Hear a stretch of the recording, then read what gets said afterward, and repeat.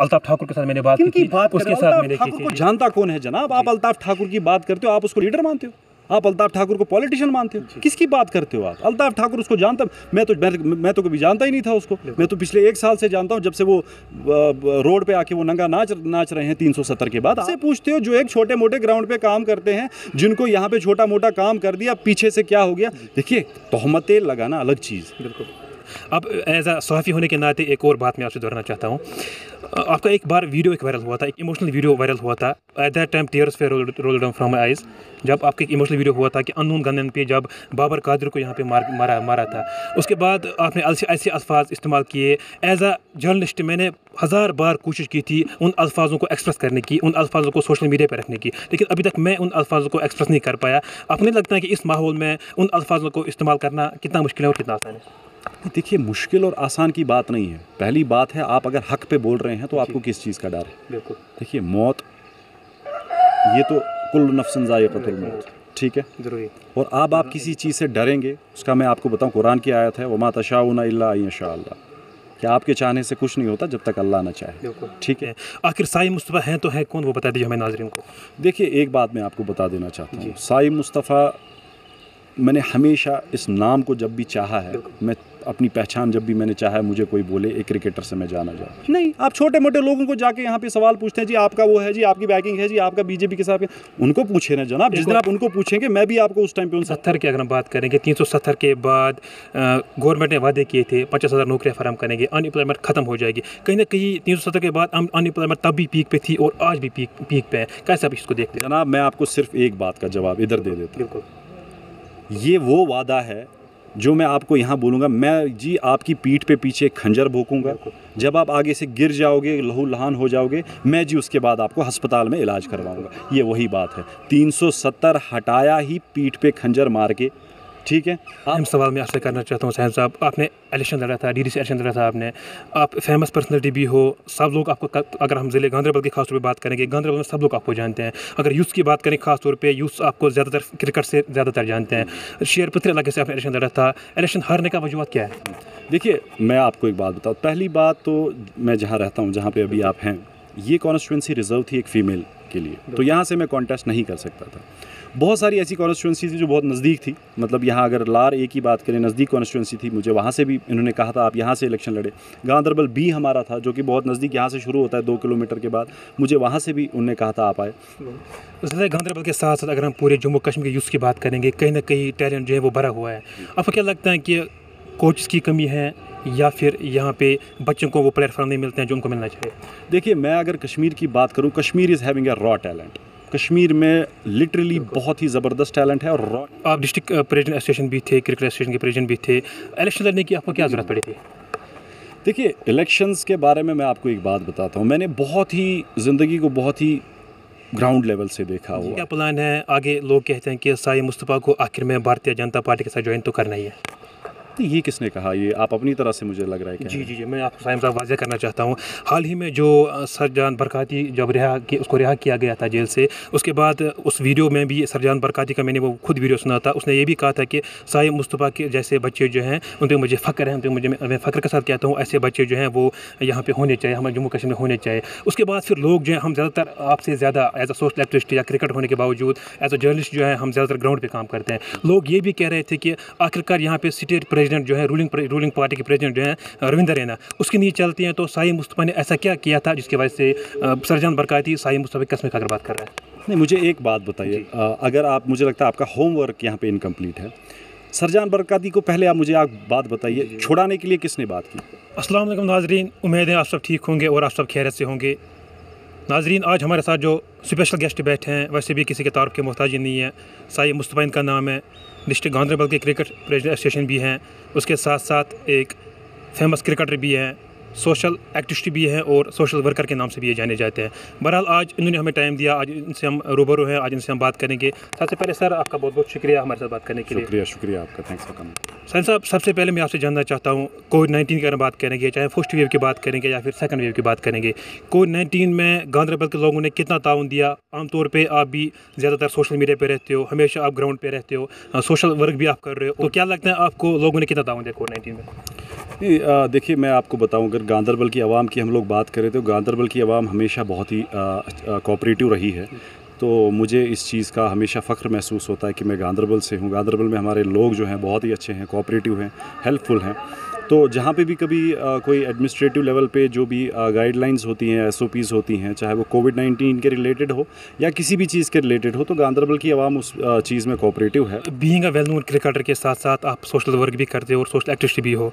इसके साथ साथ आजकल जो है वादी कश्मीर में सुसाइड केस में लगातार इजाफा होता जा रहा है। सुसाइड केस के साथ साथ जो आजकल बच्चे जो हैं टीन एजर जो हैं वो भी इसमें आजकल इन्वॉल्व होते जा रहे हैं। क्या लगता है आपको, यूथ के साथ आपको बहुत ज़्यादा बनती है, तो आपको क्या लगता है क्यों आजकल सुसाइड केस में इजाफा होता जा रहा है? देखिए, हम सुसाइड्स पे जब भी बात करते हैं, कोई ना कोई टिप्पणी अपनी जगह हर कोई करता है। लेकिन देखिए, मैं आपको एक बात बताता हूँ, हम कश्मीर से हैं।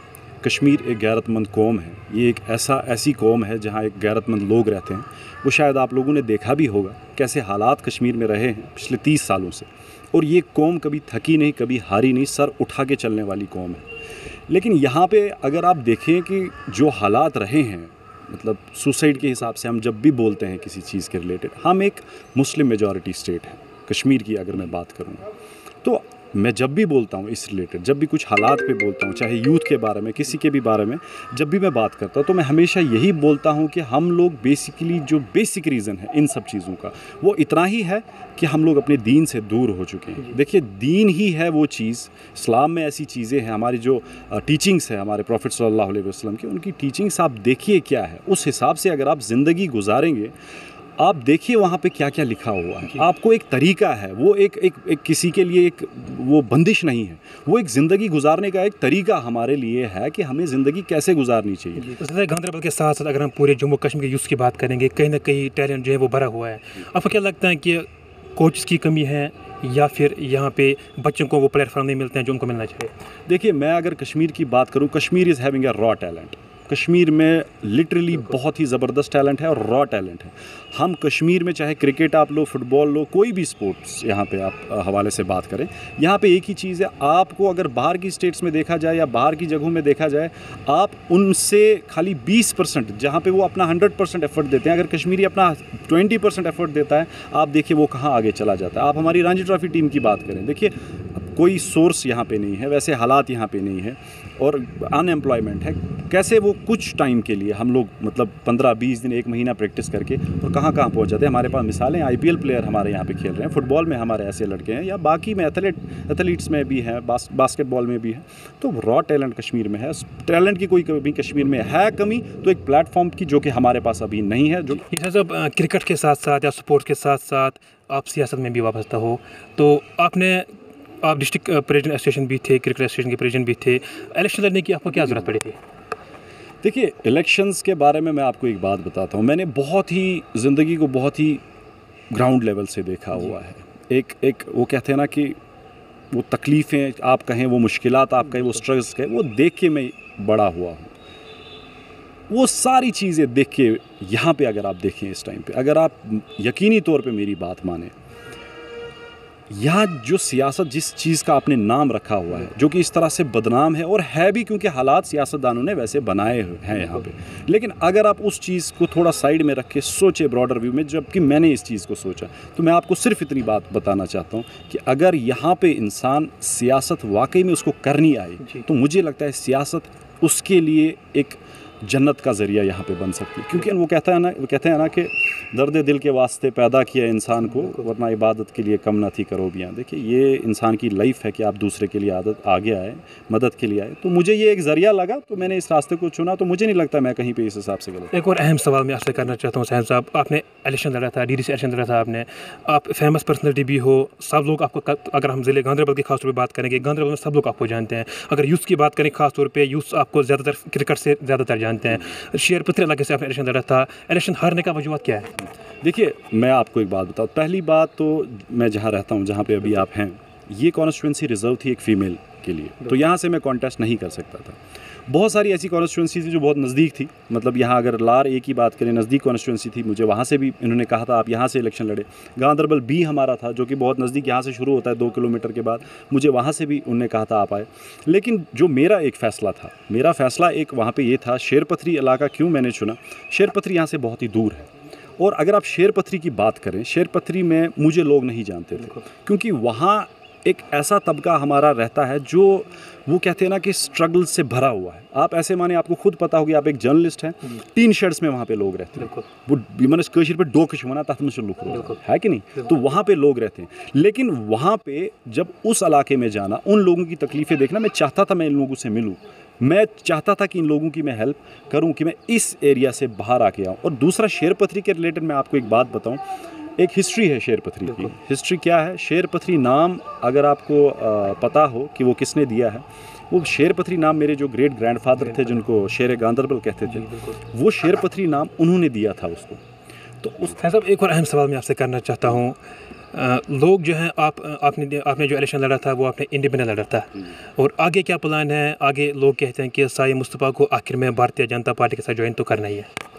ये किसने कहा? ये आप अपनी तरह से मुझे लग रहा है कि जी, मैं आपको साइम साहब वाज़ह करना चाहता हूँ। हाल ही में जो सरजान बरकाती जब उसको रिहा किया गया था जेल से, उसके बाद उस वीडियो में भी सरजान बरकाती का मैंने वो खुद वीडियो सुना था। उसने ये भी कहा था कि साई मुस्तफ़ा के जैसे बच्चे जो हैं उन पर मुझे फ़ख्र है, मैं फ़ख्र के साथ कहता हूँ, ऐसे बच्चे जो हैं वो यहाँ पे होने चाहिए, हमारे जम्मू कश्मीर में होने चाहिए। उसके बाद फिर लोग जो हैं, हम ज़्यादातर आपसे ज़्यादा एज अ सोशल एक्टिविस्ट या क्रिकेट होने के बावजूद एज अ जर्नलिस्ट जो है हम ज़्यादातर ग्राउंड पर काम करते हैं। लोग ये भी कह रहे थे कि आखिरकार यहाँ पे स्टेट प्रेसिडेंट जो है, रूलिंग पार्टी के प्रेसिडेंट जो हैं रविंदर रैना, उसकी नींद चलती हैं। तो साई मुस्तफ़ा ने ऐसा क्या किया था जिसकी वजह से सरजान बरकाती साई मुस्तफ़ा की कसम खाकर बात कर रहा है? नहीं, मुझे एक बात बताइए, सरजान बरकाती को पहले आप मुझे बात बताइए, छुड़ाने के लिए किसने बात की? कौन लीडर था जिसने उनको छुड़ाने की बात की? एक लीडर का नाम आप बताइए। सरजान बरकाती के लिए किसने यहाँ पे बात नहीं की थी, किसी ने भी छुड़वाने की बात नहीं की थी। लेकिन उसके बाद जब सरजान बरकाती घर आए थे, उन्होंने, आप शायद वहाँ पे आप भी गए थे, आपका वीडियो भी शायद वायरल हुआ था, पिक्स भी वायरल थी। जी, सुनिए, मेरे कहने का गर्ज है, आपने कहा कि रविंदर रैना की जहाँ पे नहीं चलती है, वहाँ पे मेरे कहने पे उनको छोड़ दिया गया। आप ये लोग कह रहे हैं, ये लोग कह रहे हैं, मैं नहीं कह रहा हूँ, ये लोग जनाब एक्सेप्ट आपका पॉइंट, लेकिन मेरे से पहले क्या कोई गया उनको छुड़ाने के लिए जिसकी नहीं चली? एक मिनट आपको रोकना चाहता हूँ, मैं माजरत चाहता हूँ। आपने अच्छी बात कही है कि मेरे से पहले किसी ने छुड़वाने की कोशिश नहीं की थी। यहाँ पे फॉर्मर चीफ मिनिस्टर जो महबूबा मुफ्ती थी, या parliament member doctor Farooq Abdullah, IAS topper doctor Shah Faesal, engineer Rashid, hundreds of political leaders they didn't of the 70, जब उनको डिटेन किया गया था, वहाँ पे कौन जाता छुड़वाने के लिए? तो वो पहले आप उनसे सवाल कीजिए ना, बीजेपी वालों के से जाके, कि जो आपने अंधा कानून यहाँ पे लागू किया, 370 को हटाया, उनसे तो आप लोग नहीं पूछते हैं। देखिए, आप पूछते हैं उस इंसान से जो ग्राउंड पे छोटा मोटा काम करता है। आप जर्नलिस्ट में वो दम नहीं है जो बीजेपी को सीना ठोक के आंख में आंख डाल के ये चीज़ बोले कि भैया हमारे साथ तुम लोगों ने जुल्म किया है। क्यों किया है? 370 हमारी पहचान है, हमारा झंडा हमारी पहचान है। क्या आप मुझे आप अपना एक इंटरव्यू दिखाइए जहाँ पे आप किसी बीजेपी लीडर को 370 के बारे में बात हो के ये कहते हैं कि आपने हम पर जुल्म किया। आप मेरा हाल ही में वीडियो आप देख लीजिए, यहाँ पे जो स्पोक्स पर्सन है अल्ताफ ठाकुर के साथ मैंने बात की थी, उसके साथ मैंने की थी। जानता कौन है जनाब? आप अल्ताफ ठाकुर की बात करते हो, आप उसको लीडर मानते हो? आप अल्ताफ ठाकुर को पॉलिटिशियन मानते हो? किसकी बात करते हो आप? अल्ताफ ठाकुर उसको जानता, मैं तो कभी जानता ही नहीं था उसको। मैं तो पिछले 1 साल से जानता हूँ, जब से वो रोड पे आके वो नंगा नाच रहे हैं 370 के बाद। आप हमें बताइए जनाब, जो बीजेपी के यहाँ पे पॉलिटिशियंस हैं, किन से? क्या आपने अभी रविंदर रैना का नाम लिया, क्या आप रविंदर रैना के पास कभी गए इस रिलेटेड? क्या आपने उनको कभी इंटरव्यू किया? उसको पूछना चाहिए था कि क्यों आपने ऐसा किया। क्या 370 वहाँ पे उसका हक नहीं था? उसके बच्चों का, हमारे बच्चों का हक नहीं था? क्या हमारी पहचान नहीं थी? आप हमसे पूछते हो जो एक छोटे मोटे ग्राउंड पे काम करते हैं, जिनको यहाँ पे छोटा मोटा काम कर दिया, पीछे से क्या हो गया? देखिए, तोहमतें लगाना अलग चीज़, ग्राउंड रियलिटी कुछ और होती है। आप मुझे आके यहाँ पे ये चीज़ बता सकते हो जी ऐसे ऐसे बात है, आप में दम नहीं है? आप जाके रविंदर रैना, अमित शाह को जाके पूछो। वो अमित शाह जिसने 370 क्या कहते हैं सितंबर को वो हालात वहाँ पे बनाए थे, और यहाँ पे आप देखो हमें घरों में कैद किया था। क्या आपने उनसे आज तक सवाल पूछा? आवाम से सिर्फ मैं इतना कहता हूँ उस टाइम पे, वो ये चीज़ है कि आप पहले ग्राउंड रियलिटी देखा करो। ये क्या कशीर में गुमुत तो बूझ कशीर में नाव लोग उनको नार लगा, ये अक्सर हम लोग बोलते हैं, ये थे लोग नाव तो लोग, ठीक। मगर at the end of the day matter क्या करता है? मैटर आपका ईमान करता है। अगर आप देखिए, दुनिया में सबसे मशहूर पर्सनैलिटी कौन गुजरी है? रसूलुल्लाह सल्लल्लाहु अलैहि वसल्लम, अनडाउटेडली। दुनिया में सबसे ज़्यादा किताबें जो खिलाफ है उनकी लिखी हुई, तो क्या आप पीछे हट जाएंगे? बिल्कुल जी साहब, आप इस बात को अब मैं थोड़ा सा हट के लेना चाहता हूँ। 370 की अगर हम बात करेंगे, 370 के बाद गवर्नमेंट ने वादे किए थे 50,000 नौकरियाँ फराहम करेंगे, अनएम्प्लॉयमेंट खत्म हो जाएगी। कहीं ना कहीं 370 के बाद अनएम्प्लॉयमेंट तब भी पीक पे थी और आज भी पीक पे है। कैसे आप इसको देखते हैं? जनाब, मैं आपको सिर्फ एक बात का जवाब इधर दे देता हूँ। ये वो वादा है जो मैं आपको यहाँ बोलूँगा, मैं जी आपकी पीठ पे पीछे खंजर भोंकूंगा, जब आप आगे से गिर जाओगे, लहू लहान हो जाओगे, मैं जी उसके बाद आपको अस्पताल में इलाज करवाऊंगा। ये वही बात है, 370 हटाया ही पीठ पे खंजर मार के, ठीक है। अब आप बता रहे हो जी उस आड़ में नौकरियाँ देंगे, क्या देंगे जी? जब वो चीज़ें वो डेवलपमेंट कर दी थी, 370 तो लेके करता, ये तो क्या कहते हैं, आपका कॉन्स्टिट्यूशन ही देता था ना 370 कश्मीर को, जम्मू एंड कश्मीर को। आपने हटाया क्यों?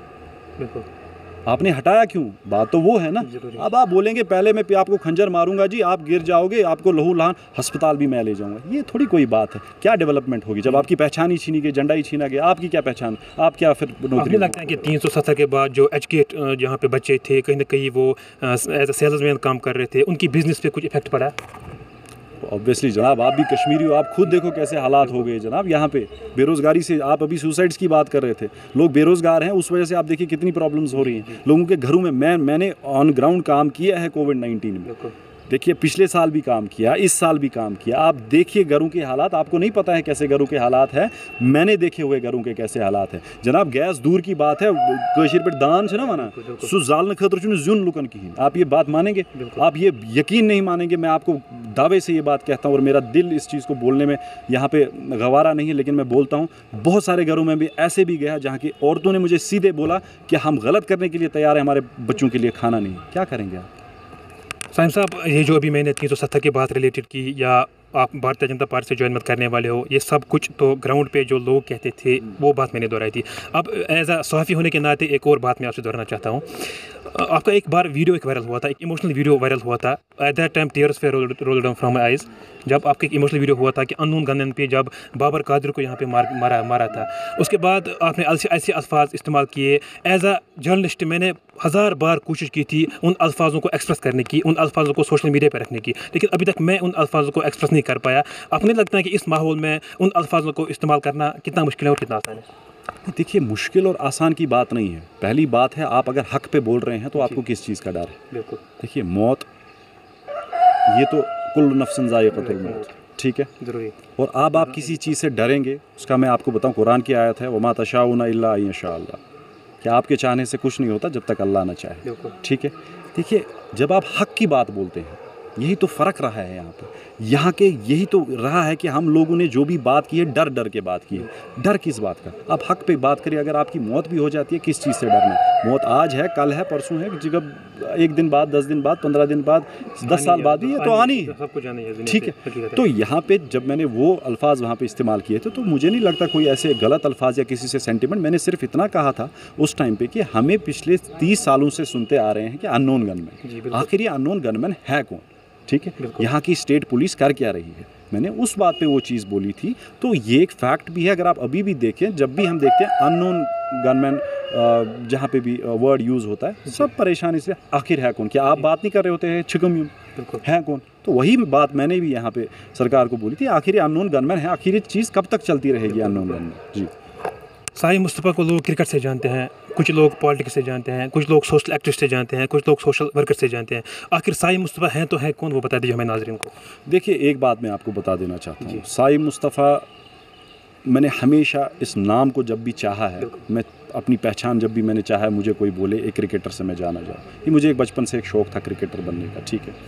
और इसके अलावा अगर आप देखें तो मेरा कोई वैसा इंडिविजुअल जिसको आप कहते हैं ड्रीम, कहीं पहुंचने का, वो चीज़ जैसे इंसान के सपने होते हैं, क्योंकि मैं दुनिया एक फ़ानी चीज़ है जिस पे मुझे बहुत ही ज़बरदस्त ईमान है। आज नहीं तो कल यहाँ बड़े बड़े सिकंदर और अकबर जैसे बादशाह इस टाइम मिट्टी में है, ठीक है।